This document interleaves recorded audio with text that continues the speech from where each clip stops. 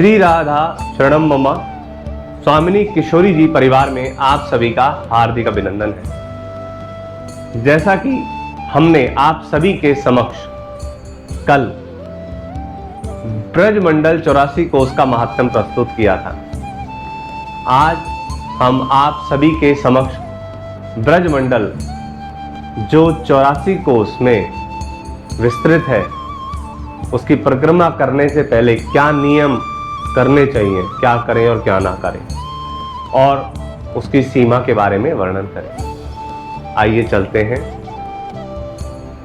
देखिए, ब्रजमंडल 84 कोस बोला जाता है, यह लगभग 268 किलोमीटर में विस्तृत है।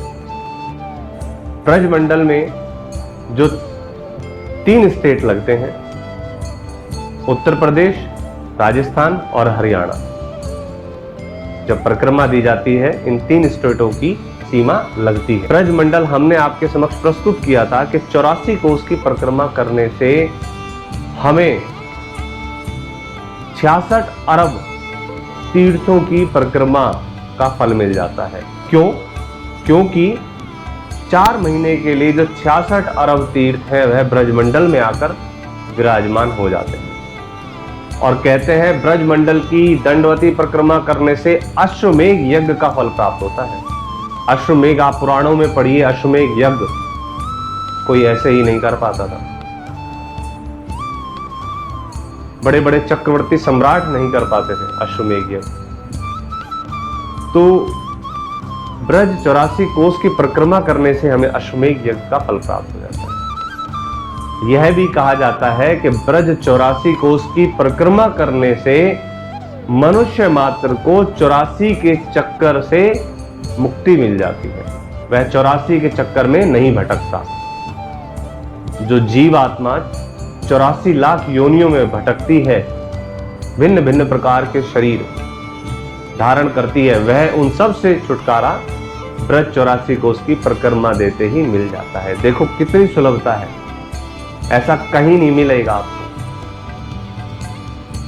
ब्रज 84 कोस की परिक्रमा शुरू करने से पहले आइए जानते हैं हम कुछ नियम कि हमें क्या करना चाहिए और क्या नहीं करना चाहिए। देखिए, ऐसा अपने मन में भाव लाइए कि हम परिक्रमा शुरू कर रहे हैं, हम यह सब नियम कर रहे हैं। तो सबसे पहले हम प्रारंभ करेंगे, जो वह मथुरा नगरी से प्रारंभ करेंगे ब्रज 84 कोस की परिक्रमा। अब 84 कोस की परिक्रमा में कुछ नियम जान लेते हैं कि सबसे पहले आप विश्राम घाट पे चलिएगा। विश्राम घाट जो मथुरा नगरी में है, विश्राम घाट पर जाकर संकल्प लीजिए। संकल्प कोई निर्लोभी ब्राह्मण, सदाचारी, शास्त्रों का ज्ञाता, उसके साथ संकल्प लीजिए। हाँ, और एक बात अवश्य ध्यान रखिएगा कि आप ब्रज 84 कोस ही नहीं, आप किसी भी तीर्थ, किसी भी धाम, किसी भी यात्रा पर जाएं तो आप वहां जाकर वहां के वासी, वहां के निवासी को जरूर अपने साथ रखिए। ऐसा क्यों? क्योंकि उस जगह के जो भाव होंगे, उस तीर्थ के, उस धाम के जो भाव होंगे, वह उनमें बचपन से ही होंगे, उनके माता पिता के द्वारा दिए हुए होंगे, उनके खून में होंगे, और वह आपको अपने जैसे ही भावों से भर देंगे। तो यह अवश्य करना चाहिए। तो हम ब्रज 84 कोस की यात्रा शुरू करें तो हमारे साथ ब्रज 84 में ब्रजवासी कोई भी हो, प्रार्थना करके उन्हें अपने साथ अवश्य रखना चाहिए। भगवान को ब्रजवासी बहुत प्रिय हैं, भगवान के सखा हैं वह।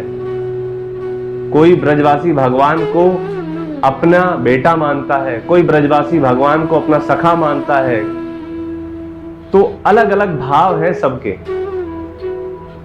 और हमें अगर हो सके तो अपने गुरुजनों से आज्ञा लेनी चाहिए और गुरुजनों से भी विनती करनी चाहिए कि वह भी हमारे साथ हों, संत हमारे साथ हों।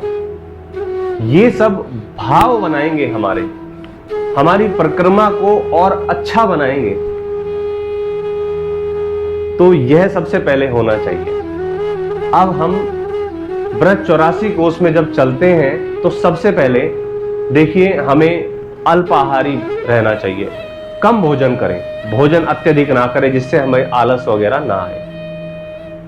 सात्विक भोजन करें,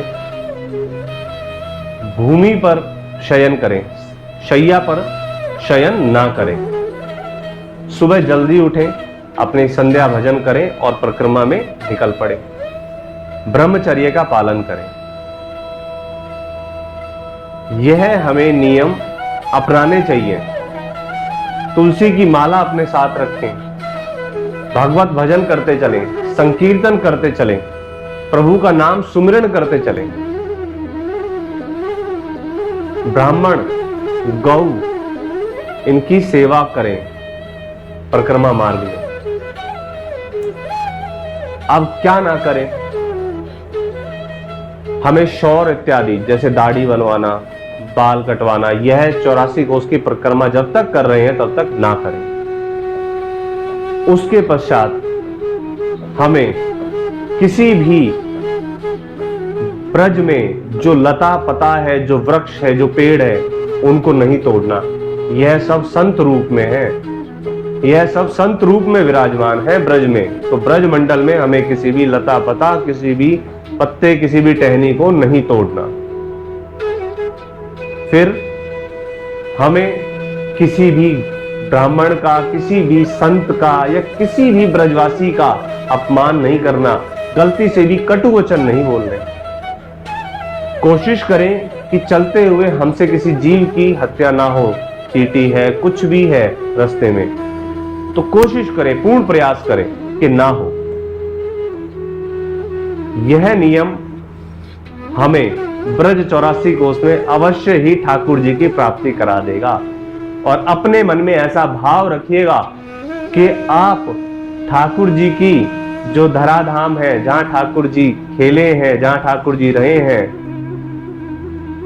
तो उस ब्रज धाम में आप परिक्रमा दे रहे हैं और लाला और श्री जी हमारे साथ हैं। ऐसा भाव रखिए और हमें ब्रज 84 कोष में ही दर्शन होंगे, यह पूर्ण विश्वास रखिए, प्रभु के दर्शन होंगे। रसिक जनों के अपने अपने भाव है ब्रज 84 कोष को लेकर। कई रसिक जन कहते हैं जहां जहां हमारे नंद बाबा अपने परिकरों के साथ, अपनी गोवंशों के साथ जहां जहां उन्होंने निवास किया हुआ ब्रज 84 कोष है।